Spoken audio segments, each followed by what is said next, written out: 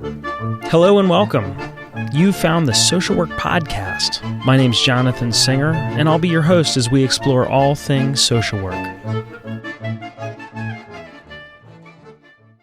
In today's Social Work Podcast, episode 71, Religious Child Maltreatment, I speak with award-winning journalist and author Janet Heimlich about her book, Breaking Their Will, Shedding Light on Religious Child Maltreatment, published in 2011 by Prometheus Books. I was really interested in talking with Janet because her book focuses on something that's rarely discussed in social work, the role of religion in child abuse and neglect. Back in the 1990s, I co-facilitated a group of parents who were looking to reunify with their kids who had been removed by the state. We'd meet once a week, and one of the things that the mothers would do is talk about what happened that led up to the removal of their child. Most of these moms were there because they had confirmed cases of neglect rather than abuse.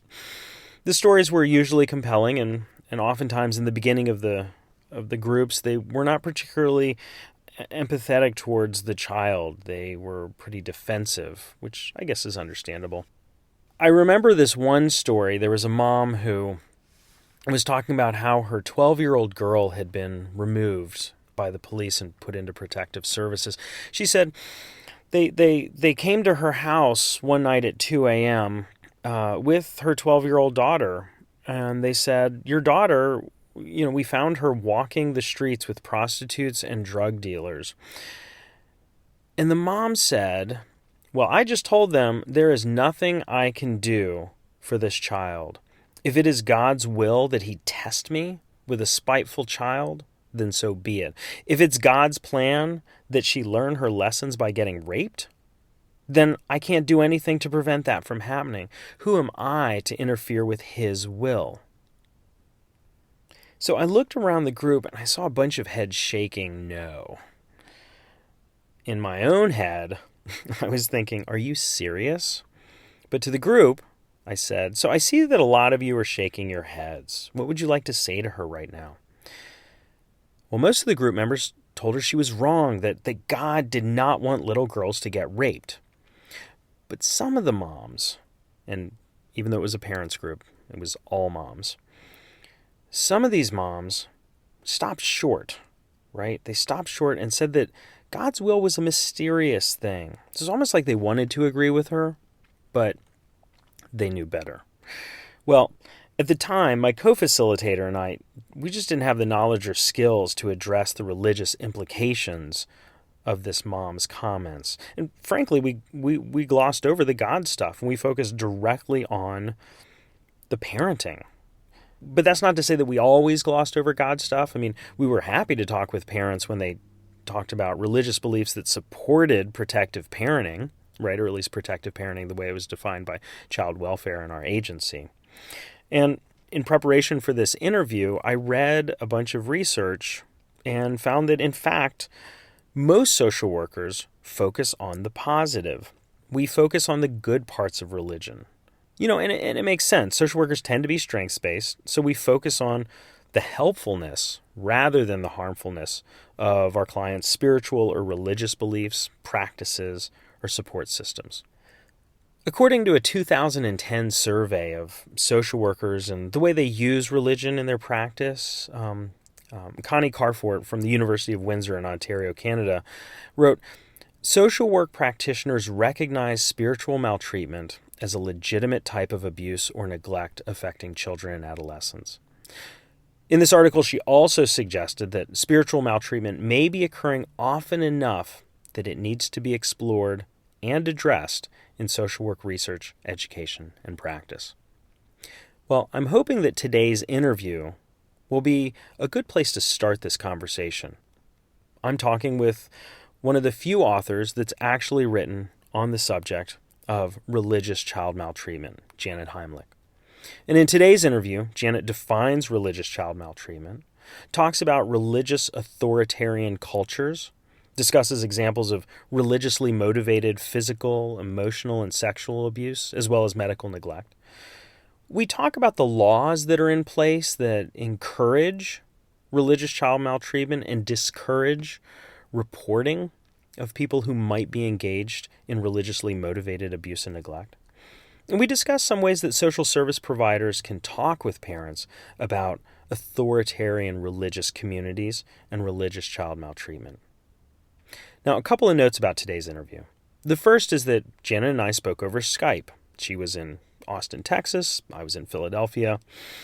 And there are a couple places where the sound gets clipped. I tried to edit out most of those, but it kind of makes it sound choppy at points. But it certainly should not be too distracting. The second is that Janet's book focuses on, and consequently our interview is about, religious child maltreatment in the USA. And I didn't think much about this fact until I read an article in the 2010 volume of the British Journal of Social Work. It was written by Jan Horwath and Janet Lees from the University of Sheffield in the UK. And they wrote a really nice review article about the influence of religious beliefs on parenting capacity. And one of the things they pointed out is that everyone has a different definition of religion. And not only that, the context of religious practices is different in the USA than in the UK. So this isn't to say that those of you who are listening in the UK or Canada, Ireland, Australia, New Zealand, or any other country for that matter shouldn't listen to today's episode. I mean, I'm biased, but I think it's a pretty darn good episode. I would just encourage you to think about how the ideas that Janet introduces fit or don't fit with the ideas of religion, the context of religious practices with the families that you work with in your part of the world. Anyway, enough with that. On to episode 71 of the Social Work Podcast, Religious Child Maltreatment, an interview with Janet Heimlich. Janet, thanks so much for being with us today on the Social Work Podcast to talk about religious child maltreatment. You've written a whole book on this topic, and I suspect that most people have never heard the term. What is religious child maltreatment? Well, thank you for having me, Jonathan. Religious child maltreatment is child abuse or neglect that is largely caused by religious belief. And these could be religious beliefs that are held by the victim, the perpetrator, or the surrounding community.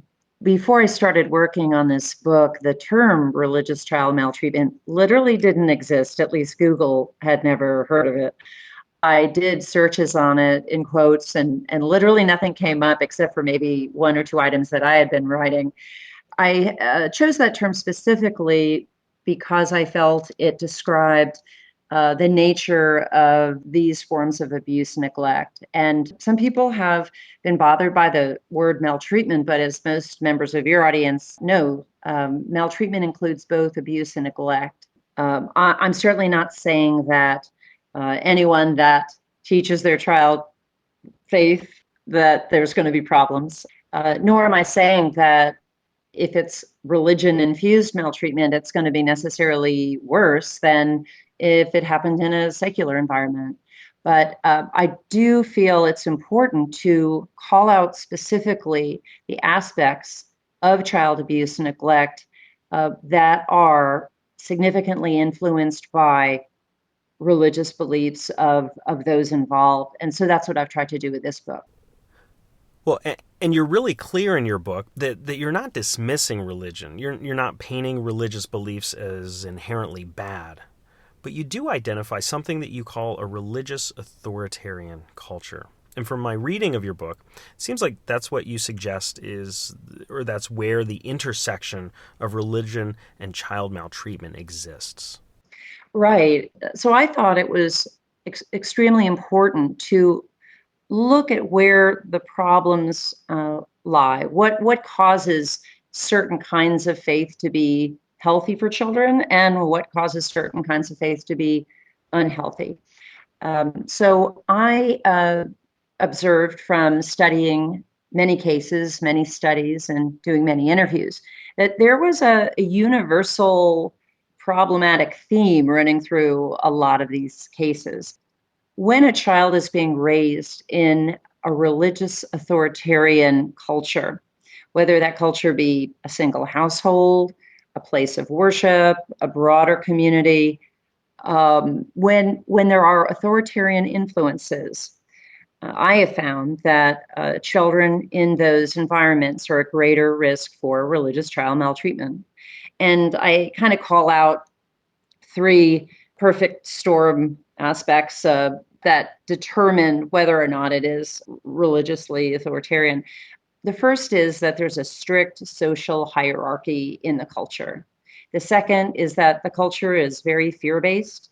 And the third is that there is social separatism. So, how does this all affect a parent's ability to parent? What would make living in a religion, what's it called, an authoritarian religious community more conducive to a parent being more abusive or neglectful? Yeah, you have hit on the crux of the issue. The way that this religious authoritarian stuff affects kids in a bad way is really how it directly impacts the lives of parents. I first started to learn about the parental influence side of things when I read about harmful cults and how children are abused in cults. And Margaret Sanger, one of the country's biggest cult experts, defined this really clearly when she noted that the parents become what she calls middle managers, where they're allowing the influences by the cult leader to determine how they raise their kids. Parents are the ultimate protectors of children. Most of the time, when they use their own instincts and how to raise children, they make great decisions.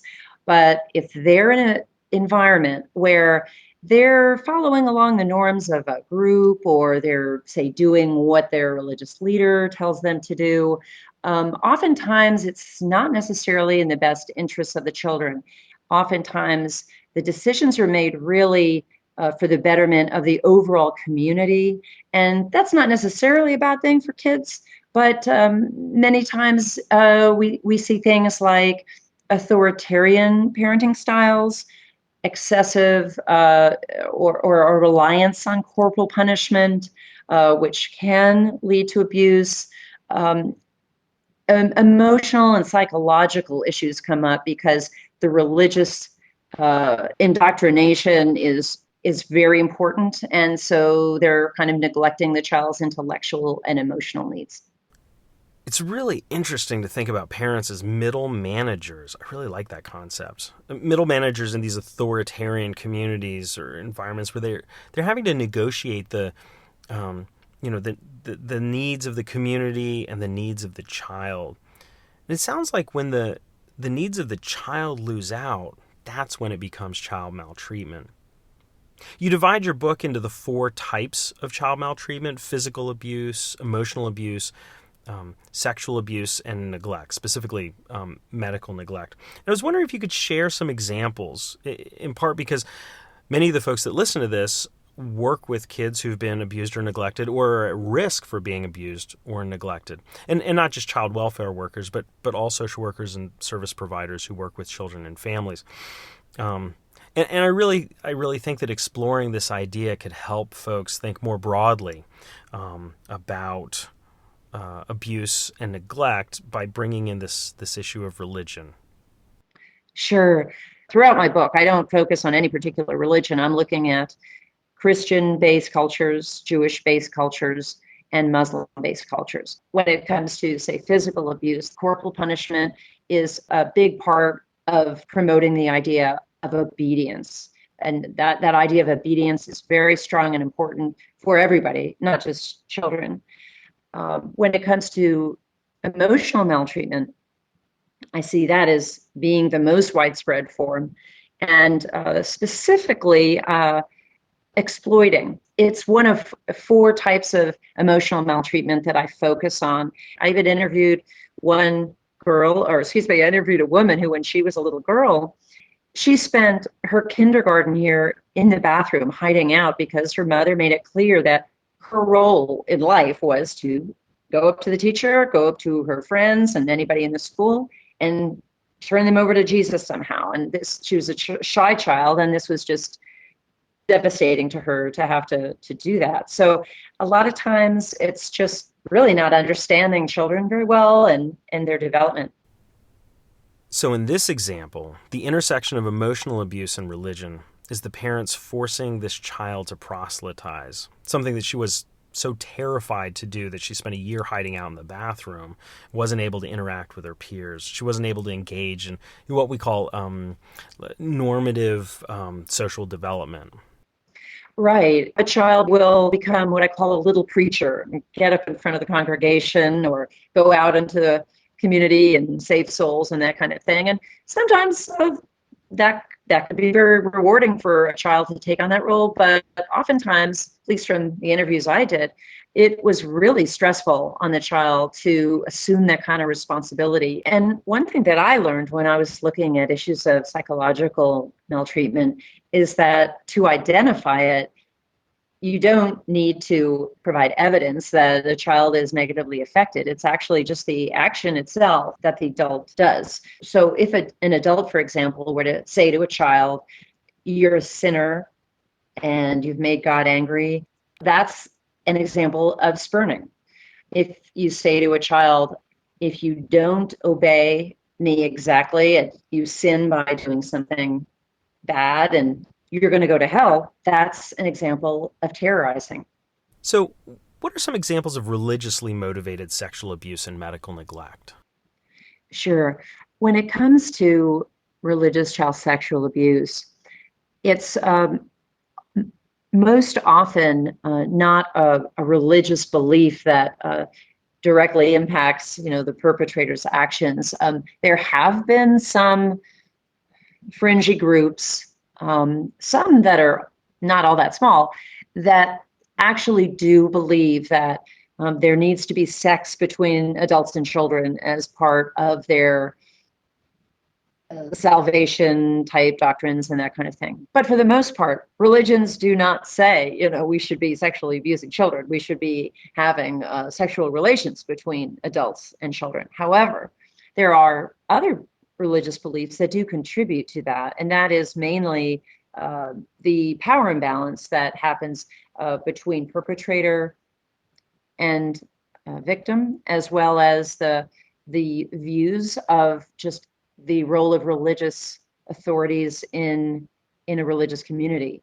And that really is what I see as the most problematic belief, that we don't just look up to a religious authority, that we're supposed to revere and worship that person, and to the point where our critical thinking is so out the window that we trust them to be alone with a child without doing background checks, without really checking out this person.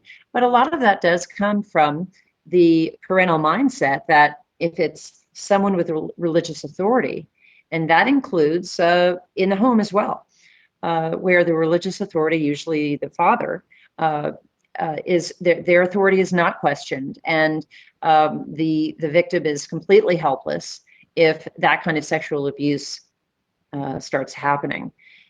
As far as medical neglect, I chose to have the neglect section focus on medical neglect. I do talk about other forms of religiously based neglect. In fact, I'll just throw one out to you that comes from a current event.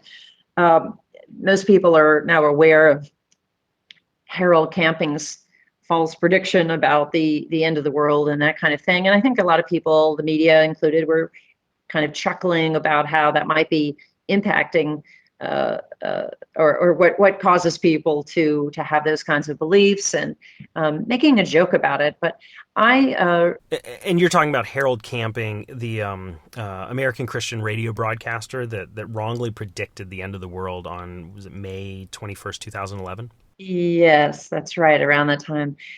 And he got just a huge media play. I mean, this was a national story, as even an international story. I noticed, though, that while there were some tragic circumstances that were covered by the media, for example, families just giving up every penny they had because they believed that they wouldn't need it in the afterlife, people weren't really looking at how that kind of prediction affects children. So I wrote a blog called How End Times Beliefs Affect Children. And What I just wished was that there was more attention paid to, well, how does a family giving up everything they own uh, and becoming destitute affect their children? How are their children affected when the parents realize that all their entire faith system, has been turned on its head? That to me is an example of religious neglect. But in terms of what I really focus on in the book, yes, as you said, medical neglect, I feel like that particular form of maltreatment is extremely serious and more widespread than people think it is. I think that much of the public is aware of this problem because there have been some high-profile child death cases in the media, but in only rare occasions do they end up with a child dying.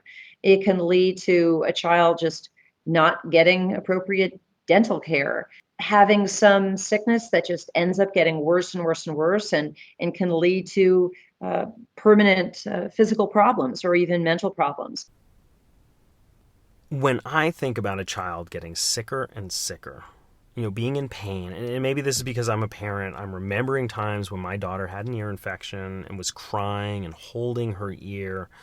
Like in those times, I want to do everything I can to stop the pain. I can't imagine withholding medical intervention.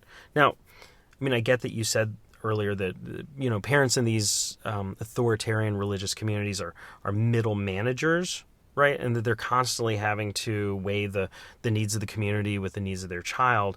I just can't imagine, though, what it would do to a parent, or what it would take for a parent to decide to do something that would hurt their kid.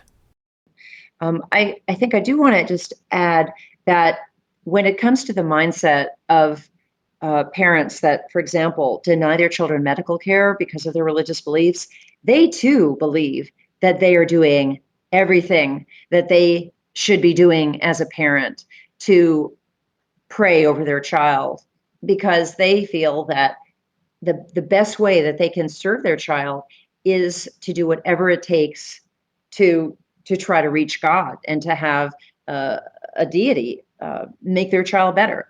And they're not going to call a doctor because they may have all sorts of negative ideas about medical care, being evil, for example, or they just don't trust it. So you have that mindset going on too.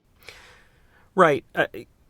Right. That's fair enough. And you're intentional in your book about pointing to this idea of authoritarianism, not religiosity, that's problematic. And this brings me to something that you wrote about in your book that I think could be really useful and really practical for service providers who are, curious about their clients' involvement in religious authoritarian communities.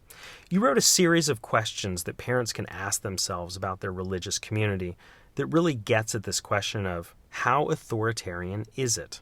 And even though you didn't write these questions for service providers, I could easily imagine replacing the I with you and turning the questions into a really nice piece of an interview. Could you read some of those questions? Sure, no problem. Some of the questions include: do I raise my child according to strict guidelines or beliefs held by my faith community? Would I be rebuked or treated coldly if I did not follow those norms, including enforcing strict discipline in the home and using physical punishment in ways that make me feel uneasy? Do my faith leaders tell us God wants us to spank our kids? Are children in my place of worship treated respectfully, even when they misbehave? Or are they made to feel shameful? If parents or children need help managing their lives, does my place of worship offer suggestions for mental health services, or simply tell them to talk to a member of the clergy, pray harder, or undergo an exorcism? Right. And I just feel like I need to say for the record that these aren't questions that a child welfare worker would ask in order to make a determination of child abuse or neglect. These are just questions that can tap into the beliefs or doctrine of someone's religious community. And it is a conversation starter. Right. I'm not saying that if a parent says, well, yeah, my pastor said that God says we should spank our kids, and that right there means, kids have to be removed from the homes. I'm not saying that at all, but there might be a little flag that goes up to say, well, maybe there's some authoritarian influences going on here that could possibly be detrimental to children. Yeah. And you have a couple of questions that go beyond assessing authoritarian religious communities and move into religiously motivated child abuse. Could you read those? Sure. If I were to find out that my child was abused by a member of my faith community, or if I had strong suspicions that such abuse had taken place, would I feel comfortable reporting that abuse to outside authorities? Or would I feel obligated to first contact faith leaders and follow their instruction?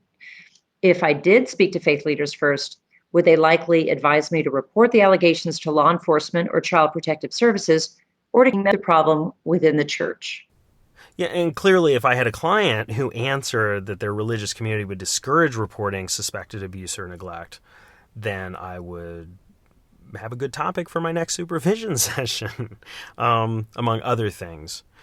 Now, one of the things I really liked about your book is that it's not written for social workers. And so you talk broadly about what people can do to address religiously motivated child maltreatment or religious child maltreatment. And for me, it's always nice reading books not directed towards social workers because there are just certain topics that social work texts cover all the time. And reading your book was a really nice way of moving outside of that. So what are some things that you found that people are doing or should be doing to address religious child maltreatment? I think, generally speaking, above and beyond all, it's important for Americans to try to look at religious influences as objectively as possible. I believe that too many people have a bias where they have a really hard time accepting that while religion can bring great comfort and nurturing to children, it can also go the other way. And I've seen some cases where law enforcement, social workers didn't really take a case seriously because there was faith involved. If the parents were taking some action that they really believed was according to their religious customs, individuals have looked the other way, or the law has looked the other way, or courts have looked the other way. Many types of abuses I see as being accepted. Of course, not the egregious ones, but they have been more acceptable in our society just because there was some kind of religious justification to it. And in your book, you point out that looking the other way is often allowed under the law called faith healing related religious exemptions. And you call for the repeal of these laws. Right, that's a perfect example. And these laws, these religious exemption laws, were largely put in place across the country, state by state, as a result of the lobbying by prominent Christian Science officials. And now we're seeing that not only have those laws, caused real problems in cases just never even getting to the courts, but states are slowly but surely repealing those laws. And Oregon is one state that just stands poised right now to get rid of its exemption. That particular state is one that has seen severe problems with religious child medical neglect among one religious community called the Followers of Christ. And their graveyard is just full of young people who have died, sometimes very often as toddlers, babies, or died in childbirth, or women that died in childbirth because their belief system is so strong towards using faith healing as opposed to seeking any kind of medical care. So I think this is a really important point to clarify. So you're saying that there are laws on the books that create two different standards for abuse and neglect. Laws that allow people to engage in medical neglect, or rather to not seek treatment for their child because of their religious beliefs. And because they can say, well, my religious beliefs say I don't have to seek medical attention, they're not held to the same laws that I would be held to if I didn't have some sort of religious doctrine that guided my choice. Did I get that right? Absolutely. And another example would be vaccinations. I'm not saying that parents shouldn't have the right to decide whether or not their children get vaccinated, but There have been problems where in a religious community that is staunchly against vaccination, they'll just, make it an across-the-board decision that no one gets vaccinated without really looking at the research, not even really becoming familiar with the benefits of vaccination. And as a result, children have died even from diseases that we don't even hear about anymore. There have been outbreaks of polio, for example.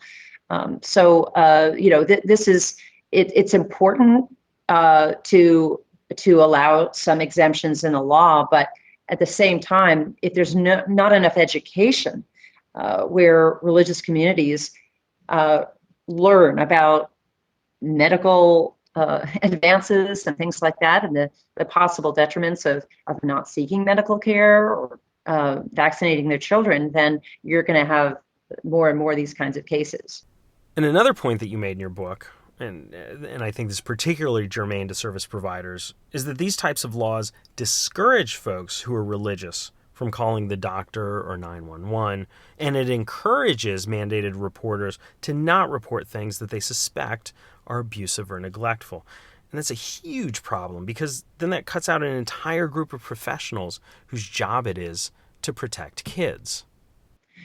Yeah, I strongly agree with that. In terms of the first point, it is without question, in my view, that if you have some sort of law that gives prosecutorial immunity to a parent for not delivering medical care to their child under certain circumstances, then you're going to see more of those kinds of cases. I think that the law has to be careful sometimes and look at things on a case-by-case basis. But to just have this blanket immunity where as long as someone is practicing their faith by using faith healing, and it's part of a well-known religious institution, there are states that allow that, and so you're going to see more cases there. In terms of the reporting, that to me is the most serious problem and the most universal problem when it comes to these cases.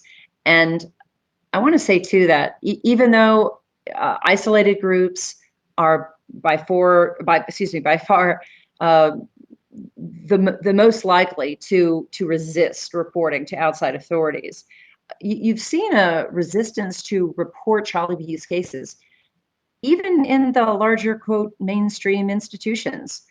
The Pope, for example, has never once said that bishops and priests should report child maltreatment as long as there is a credible case that they should automatically do that. Instead, there have been instructions that they send those cases up to the high ranks at the Vatican, or that they report if they're legally required to in their local jurisdiction. Well, the problem there is that there are all sorts of loopholes in state and local laws that allow clergy to avoid reporting abuses. I mean, there have been cases where a priest will, quote, confess to a bishop that he molested a child, and the bishop could say, well, I'm not going to report that because that falls under the area of confession, and since and I have to protect that person's privacy. Meanwhile, the abuse could continue on, and so this failure to report is a serious problem in all sorts of religious communities. So you'd advocate for clergy to be required to report suspected or known abuse or neglect in the same way that doctors, teachers, nurses, social workers, and others are mandated to do. I do. Another thing that you talk about is extending or eliminating statutes of limitations for sexual abuse lawsuits. Can you talk about why that would be important for religious child maltreatment or child sexual abuse that involves religious communities or institutions? Sure. I do think it's these statutes of limitations when they offer this relatively narrow window where someone can raise a case in the courts or file a lawsuit, affect many victims of sexual abuse, even if religion is not involved. But when you have powerful religious organizations and their teams of lawyers that can delay cases and have them just stretch out to the point where the statute of limitations is used up, particularly in states that just have a short period of time from when the alleged victim is no longer a minor. Then you have those victims that are really at a loss, and they can go to a lawyer and say, "This happened to me. I want to sue," and they can be told that there's just no way because we don't have the law on our side, and then that person is completely out of luck. Well, on that really discouraging note, Janet, I want to thank you so much for talking with us today on the Social Work Podcast about religious child maltreatment, a subject that is, as you have pointed out in your writings, is not something that social work or really anybody talks much about. And I thought your book was really engaging, a really clear and easy read, and something that I think that social workers really get a lot out of reading, maybe doing a book group about. And you have a really nice companion website, either breakingtheirwill.com or religiouschildmaltreatment.com. I noticed that Google searches went to the same website when you put in both those topics. And you have educational resources. You also write a blog where you talk about current events, such as the Harold camping issue. So that's a place where folks can stay up to date on your thoughts on religiously motivated child abuse and neglect in the news. So before we go, do you have any last words for social workers or other mental health professionals? I just encourage those who are out there in the field and doing all this great work and can share their personal experiences of having come across these kind of problems.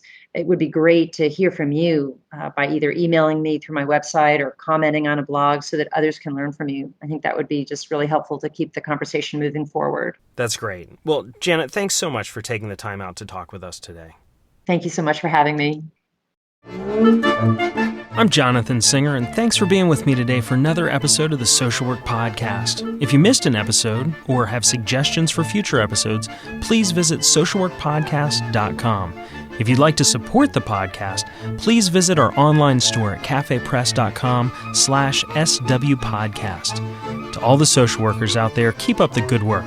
We'll see you next time at the Social Work Podcast.